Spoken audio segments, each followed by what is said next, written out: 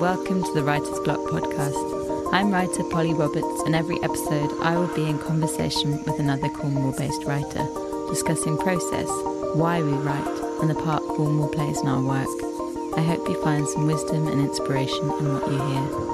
The Writer's Block is a creative writing centre for Cornwall. With innovation and creativity at our heart, we offer both a place to write and a unique approach to developing confidence and skills in writing for everyone.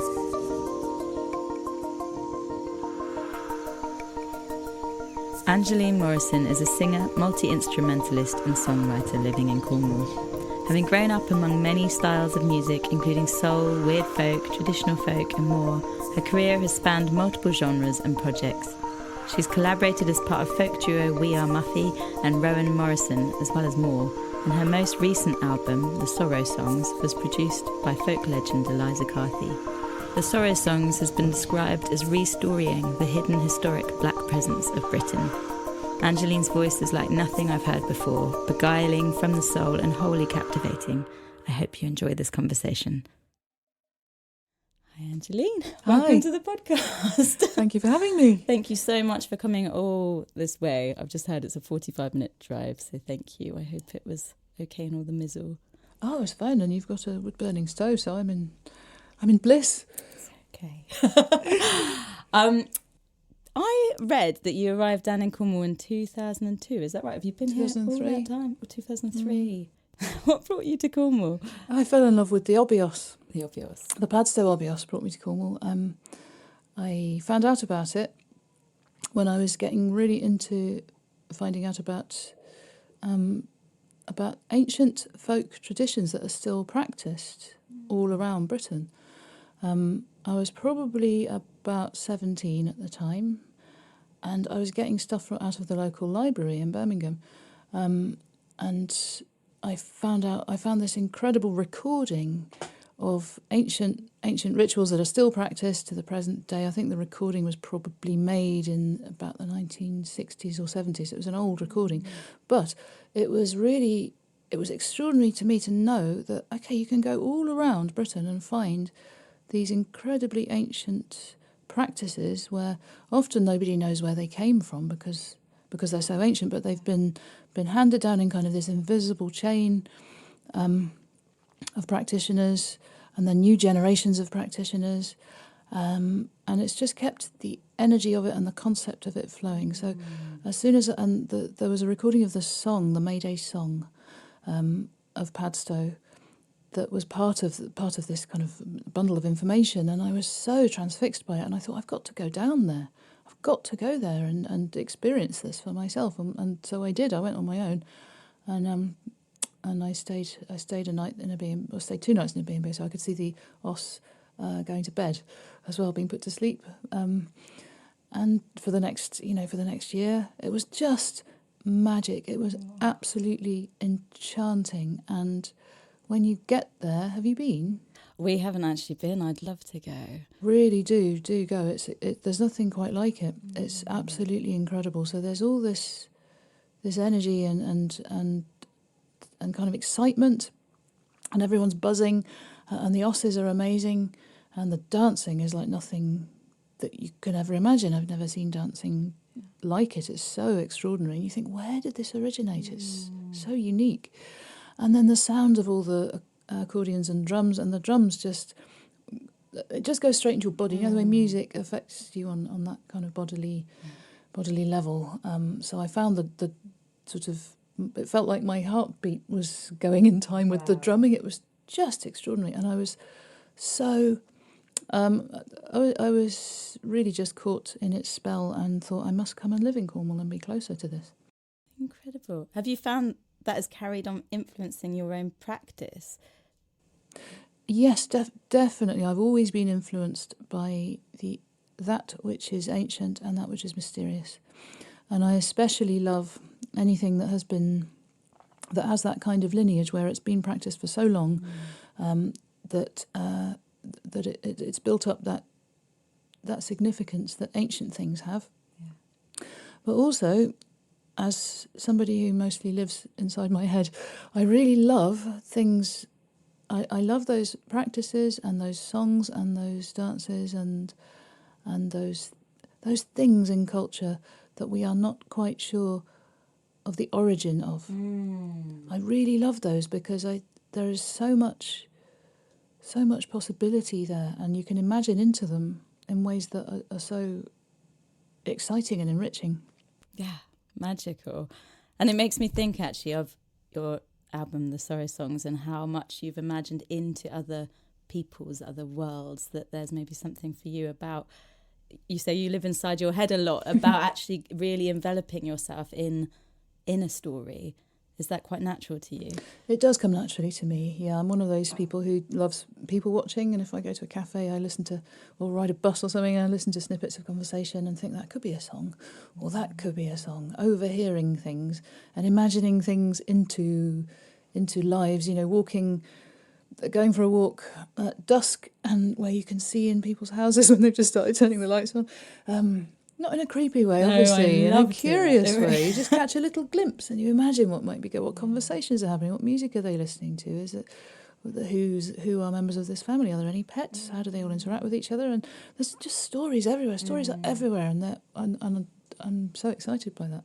A real instinctive drive towards storytelling. I'm really curious, actually, looking back at your songs and your albums.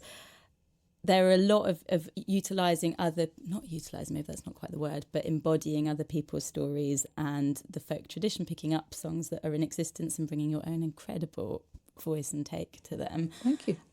Do you also write songs from your own voice, or do you find that actually you mostly channel yourself through these other means? Or I wonder. That's an interesting question, because for me as a songwriter, it happens in a variety of ways, and it's never the same. So a lot of people want to know if I've got methods for songwriting. And there are methods that you can use, but I don't use them because I have a very spiritual relationship with songs, and I see them as living things, almost like they have a being-like state for me. So when I'm working with a song, I'm really working with a song, as you might work with another person. So how can I help you with this bit? What do you require here? What will go really nicely for you here? What do you need? And so for that, it's really, I have to have quite a lot of space inside myself to receive the songs. So I rely very much on water and on trees for that, and big skies. So I spend as much time outside as I can, walking and just being in the land. And this helps to just create space within myself and not think about the worries of the day, and just be a receptacle for whatever ideas or inspiration comes in the form of these being-like songs. It's fascinating. You have to give yourself to the process, and I love doing it. There's nothing. I feel like it's not that anything is required of me in a work-like way, although there is work in the crafting. Yeah. So I feel like, okay, these songs have chosen to come through me because of the particular way I have with working with them. So, and that's where the crafting comes in, and where the element of human work comes in, because they are not. I very, very, very rarely receive a song fully formed. Okay. The best is almost fully formed, and then I add some embellishments. But they always require. It's a relationship. Yeah, it's a relationship. I'm kind of picturing you outside receiving the songs, and then there's an element of being perhaps inside doing more of the editing and the forming into fully formed beings of themselves. It often happens like that, but not always. Yeah, often happens like that. I really wish I could remember the name of this poet, but I think it was an American poet. You might know this, actually. When I tell you the story, you might know who it is. But she was talking about one of her poems. She's a 20th century poet, and she was talking about one of her poems. And I was interested in her because she felt the same way. She received these poems, and she said she was out working on the farm, and this poem came through her, and it came backwards. It came backwards, and all the letters came. When I say backwards, I mean it was as though she was reading from the final full stop, back up through the poem to the start. And she said she knew it was. She could feel this happening, and she had to catch it before it went away. And she describes catching the poem, and she actually put her hand out into the air and caught it and pulled it, used her other hand, hand over hand as though you were pulling a rope, and pulled all the letters and all the words and all the concepts and all the prosody and the rhythm and everything, and pulled it all right back into her body like this, and then wrote the poem. I haven't had an experience like that, but I loved it because it's the closest thing that I had read to the sort of songwriting relationship, and it is a relationship that happens for me. And I find that really interesting because actually there's such an urge to ask artists, how do you work? What is it? And as you're talking, as you're describing that woman's story, I'm wondering if it's Mary Oliver, but I'm not sure. Do you think maybe? It might be, yeah. It's starting to make me think, how on earth would I even put into words that creative process? It's so different for all of our individual minds, I'm sure, but there is a visual element to it, there's a sensual element to it, there's a spiritual element to it. It's actually very difficult to pinpoint and describe to somebody, so thank you for trying. I do my best. But yeah, you're right, there's all these different elements, and the sensory element's really important as well, because often I will get an emotional being state and think, okay, so this is what I need to convey in this passage of the song, or sometimes it's over the whole song has to be about this emotional being state. So how do I create a narrative or a story or music or sounds or word sounds or a melodic progression that conveys this emotional being state? Because each of those things, and percussiveness too, and all of the many different aspects of what goes to make song and music, all play a role in conveying emotional being states, as well as stories or information or snapshots of things or whatever it is that they're conveying. Every tiny sound has a part to play. So sometimes I'll just get a very strong feeling of something, and then it's up to me to decide how I embody that in musical form. I was going to ask you about that actually, because listening to your music, there's such an authenticity to each song, and it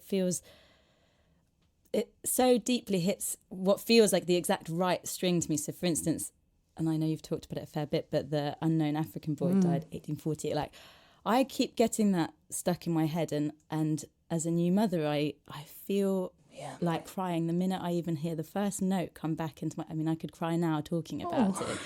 And I've just thought so many times over the last few weeks, how do you get to there? Is there an element of cerebral unpacking of what notes, what rhythms, what words, how to kind of portray that exact feeling of the... Yeah.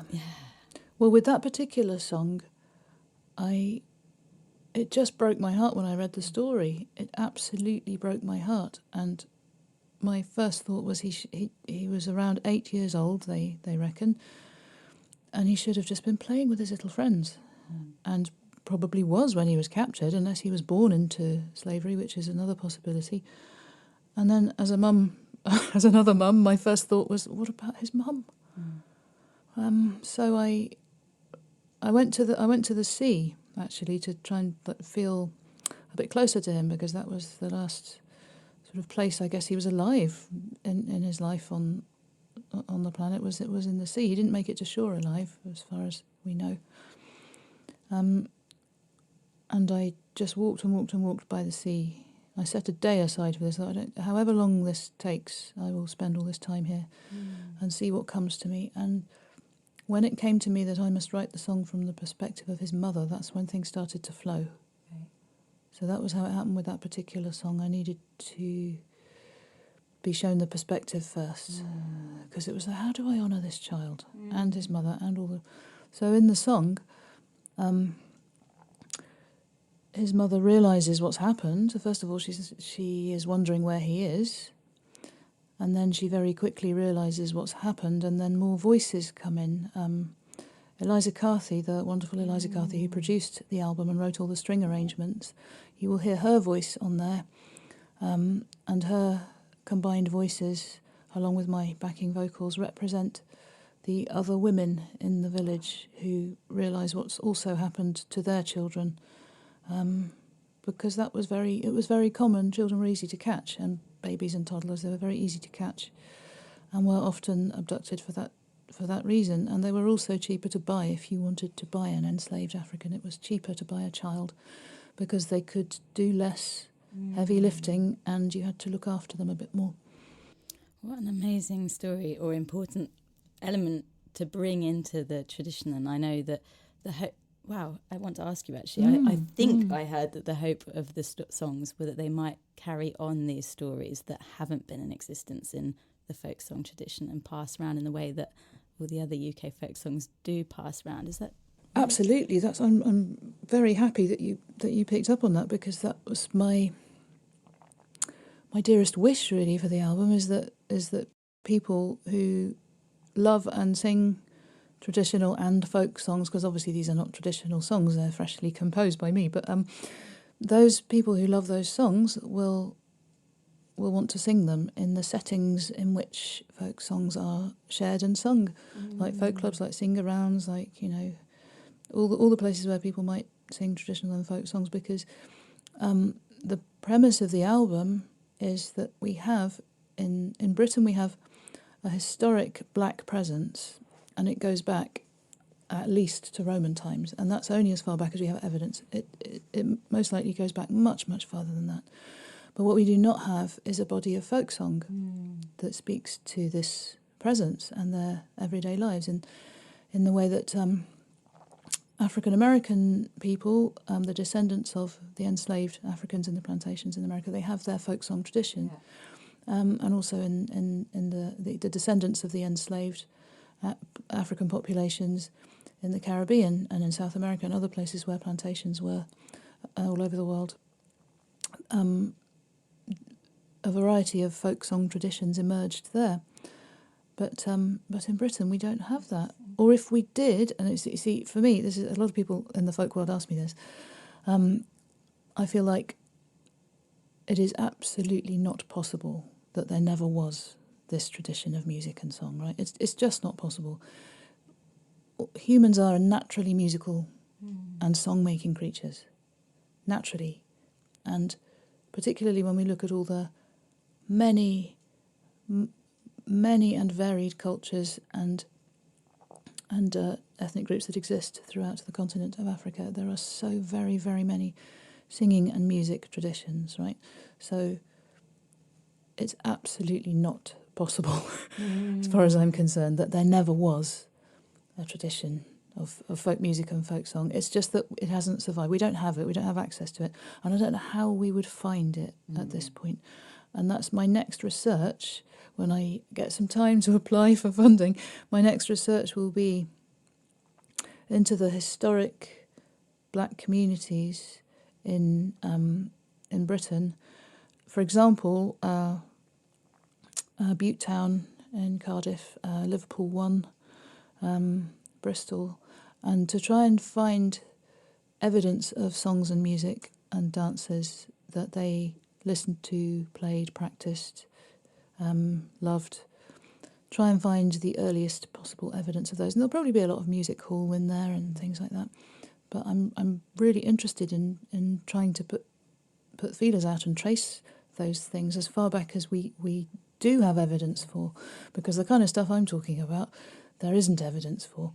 And when things are passed down orally as well, it becomes even harder to sort of fix them for future generations who might want to know about them. So one of the things that really interests me, and when you're talking about your next project, that there's kind of two strands to this. One is you mentioned funding, and I am curious about the element of the necessity for funding and continuing a career in the arts potentially, and also the element for you. I'm aware you've got an academic background, I think, and I believe you teach as well. No, I do not. Do you not? Okay. No, I used to. I've been working full-time as a musician for about 4 years now, but I used to do both together. Okay.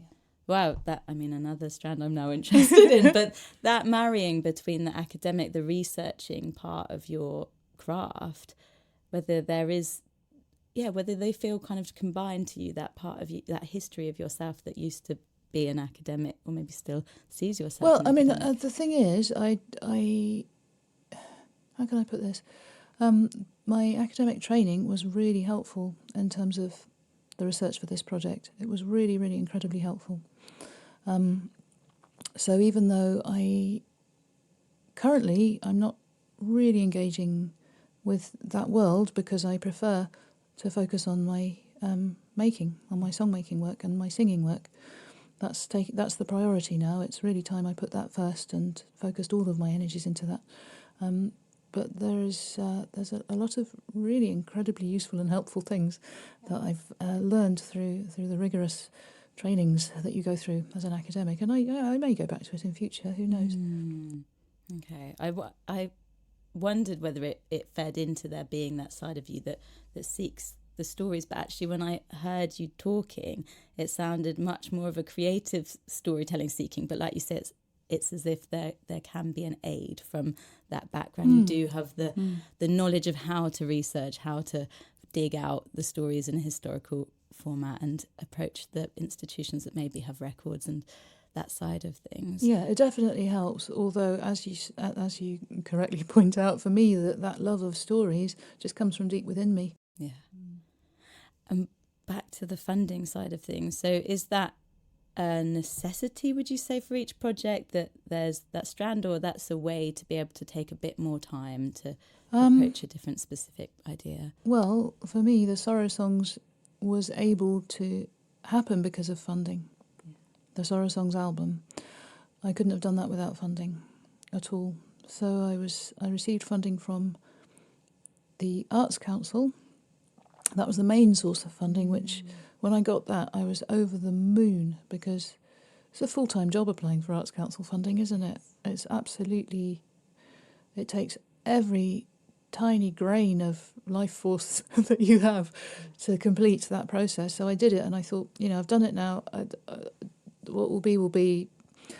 And I was amazed to find that I'd got the funding. I was so amazed. And so I also found that once you've got one source of funding, other funders tend to see this as very alluring, and they want to add money to the pot. So I also got some funding from Help Musicians UK to fund the album tour, which was fantastic, and also the English Folk Dance and Song Society, also known as EFDAS.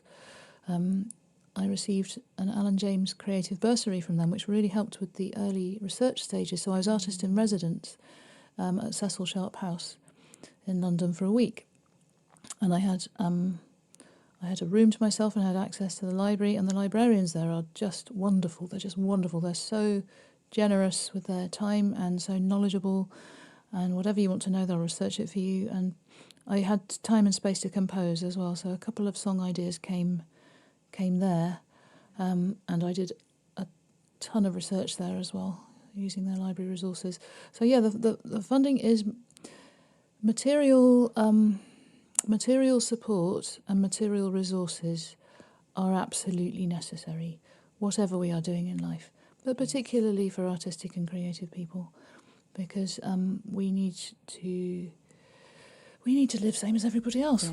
Yes. Yeah, absolutely. And I hope you don't mind asking, but I find it's something that I'm sure our listeners will be interested in, that most of us who are creative people or artists for a living, there is always that big question of how are we going to make this work? How can we make a project when we aren't employed by someone to make this project? And how can we dream up and bring into reality something that's in our heart when, again, we don't have a salary to start off that work? So well, it's difficult, isn't it? Yeah. It's very hard, because there is a feeling of kind of a lack of a stable or solid foundation beneath your feet.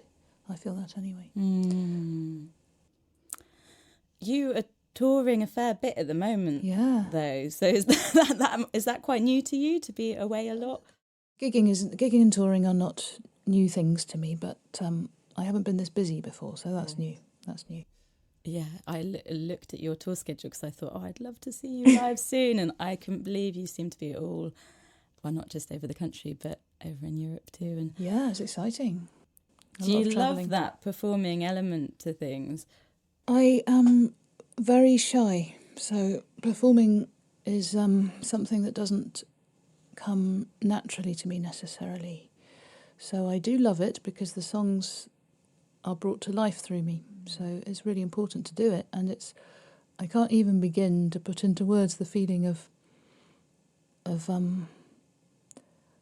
incredible honour that people want to come and hear me sing and play. It's extraordinary. It's so lovely. That never ceases to make me feel like a child on Christmas Eve. It's so wonderful that people actually want to come and hear me sing and play. It blows my mind. So yeah, that's so all of that is present as well, and is real and true. And what's also real and true is that I'm an incredibly shy, introverted person, which people don't always think because I do so much performance. But that's true too. So it can be challenging somehow to weave those things together. But I'm doing my best. You're doing incredible, and I wonder how you do balance those two sides of yourself. I'm curious if there's an element of, because you live quite rurally, is that right? Yeah, kind of. Yeah. I mean, when we live down in Cornwall, wherever we live, actually, we're quite out on a limb. But then when I look at your back catalogue, you've done all of these collaborations, and you mentioned earlier Eliza Carthy producing the Sorry songs. So you've had a lot of relationship with artists nationally and internationally. Yes. So yeah, I wonder if there's that balance of going away, coming back and retreating. Yeah.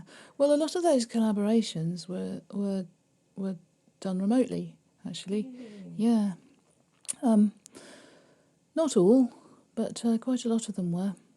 But yes, it's important for me to get a balance where there is enough solitude and silence and retreat in my life, which is almost impossible to get when you're on the move, because I find travelling quite hard on the nerves, on the body, mind and soul.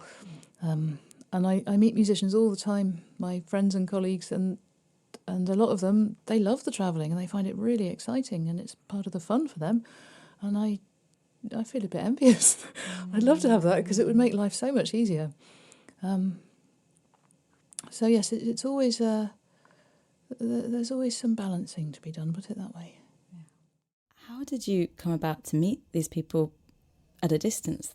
Which particular people do you mean? Do you want me to talk about the Sorrow songs? Let's and pull all out. of those The two names collaborations? straight in my mind was the Nick Duffy collaboration. I know Yeah. and then there is that, the Sorrow songs. And I feel as though I read a story of that the concept, you bringing it to Eliza Carthy during her lockdown folk sessions. That's right. It was during, Eliza ran an online folk club during lockdown on an app called Clubhouse, which I had never heard of. I'd never heard of this Clubhouse app.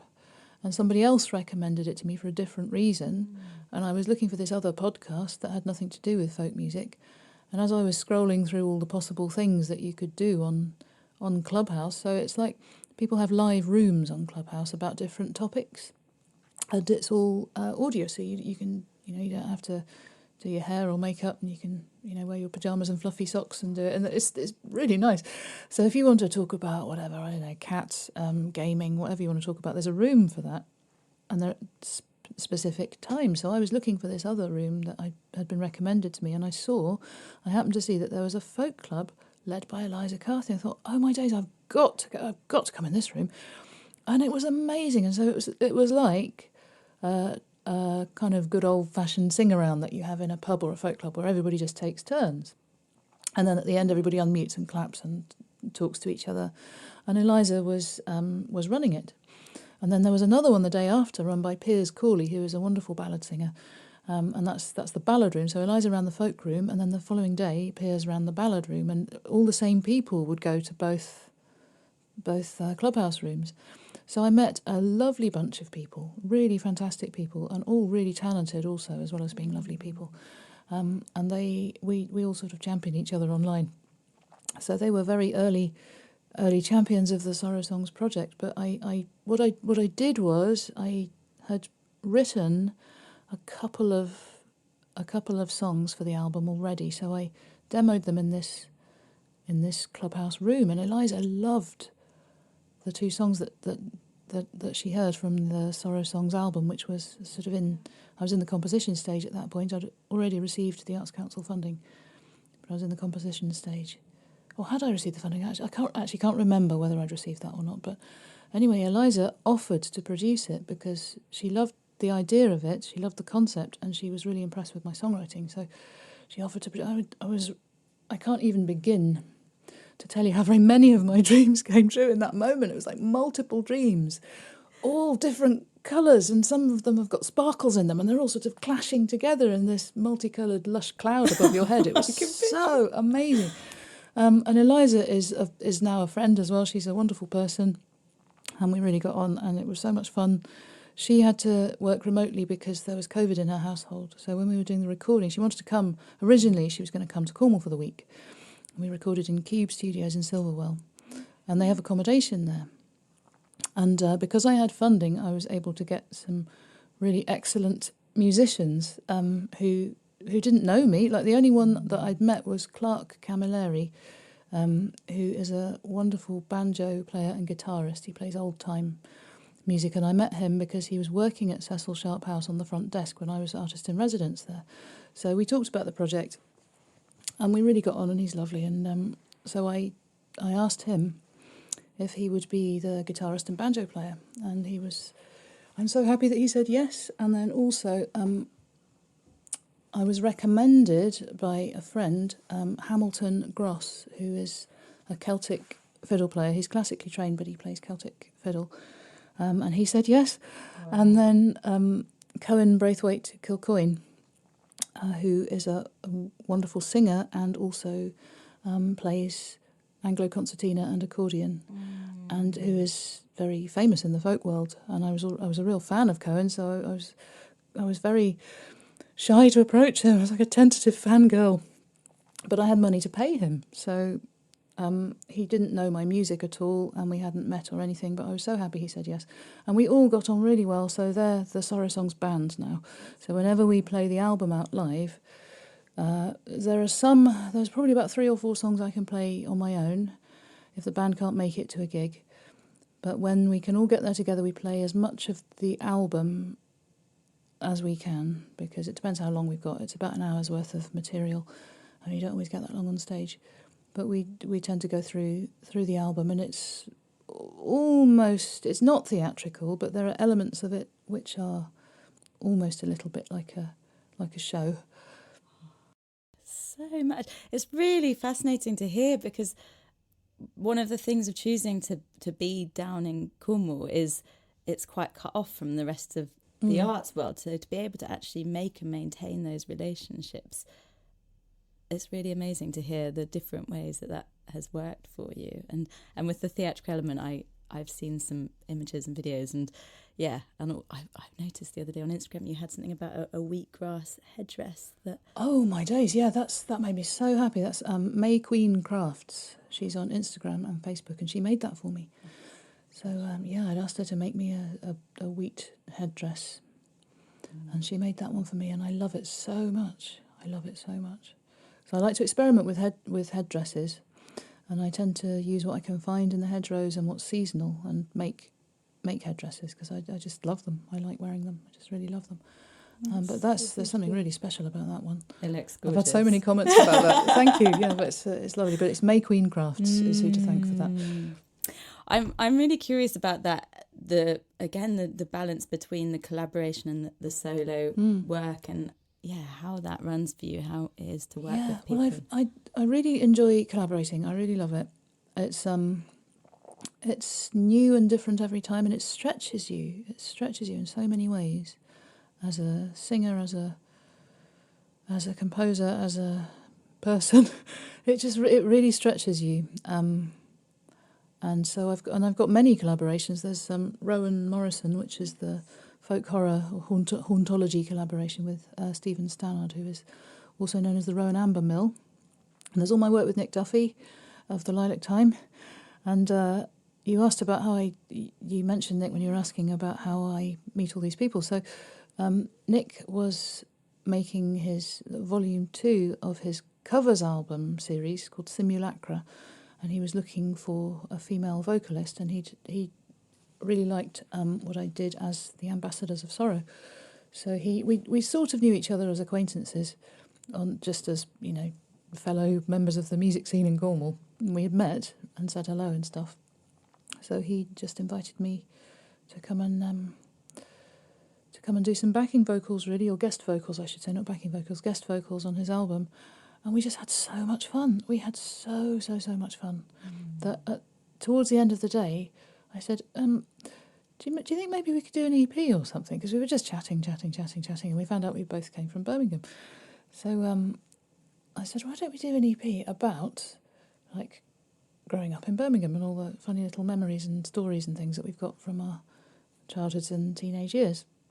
And he said, that sounds like I'm at school and I'm being set an assignment. But he liked the idea, and we started. It was going to be like a 4 or 5 track EP, and that became the Charcoal Pool album, which is the first We Are Muffy album. And the title of that comes from a song called The Charcoal Pool, because I got this.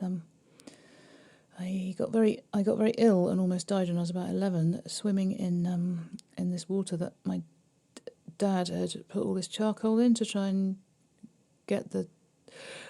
naturally heat this body of water. Because he said he was a physicist and it was kind of a bit like a 17th century alchemist or something. My dad was. He was very into many unusual things, and he said black attracts heat. So I'm just going to dump all this charcoal into this water, and you kids can swim in it. It's just going to get naturally heated by the sun. But it just looked horrible, and nobody wanted to swim in it. And yeah, so that's the story of the Charcoal Pool, which explains the title of the album. And Nick and I have recently finished the recording of the follow-up We Are Muffy album, which is called Lost Things Returning, and that's going to be released. I'm actually not quite sure when that's going to be released, but it's in the mastering stages at the moment.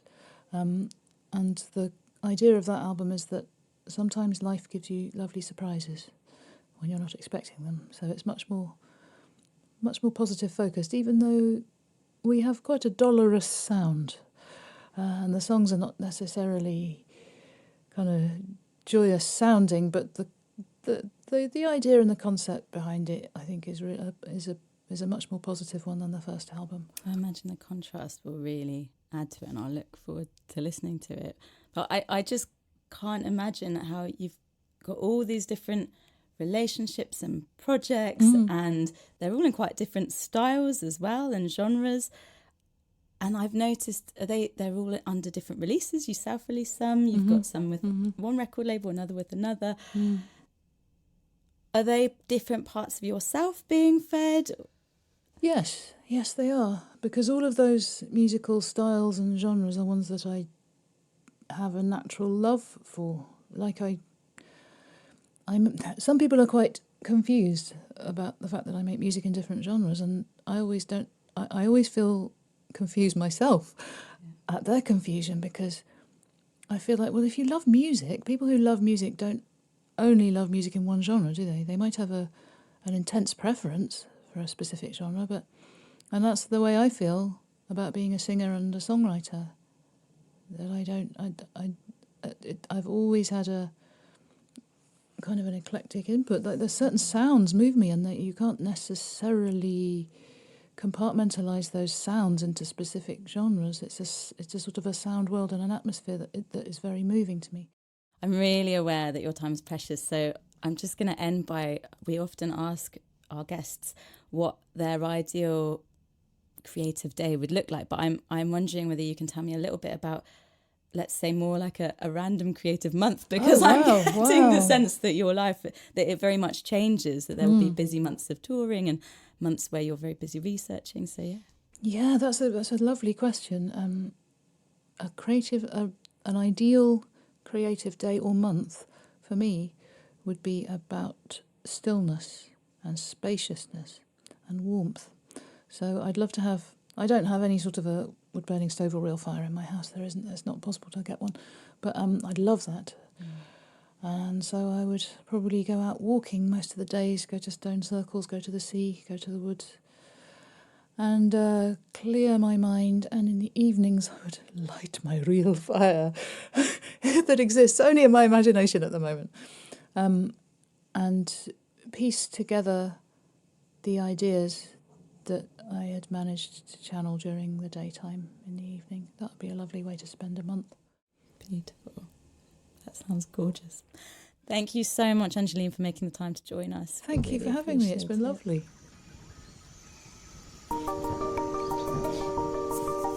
You've been listening to the Writer's Block podcast.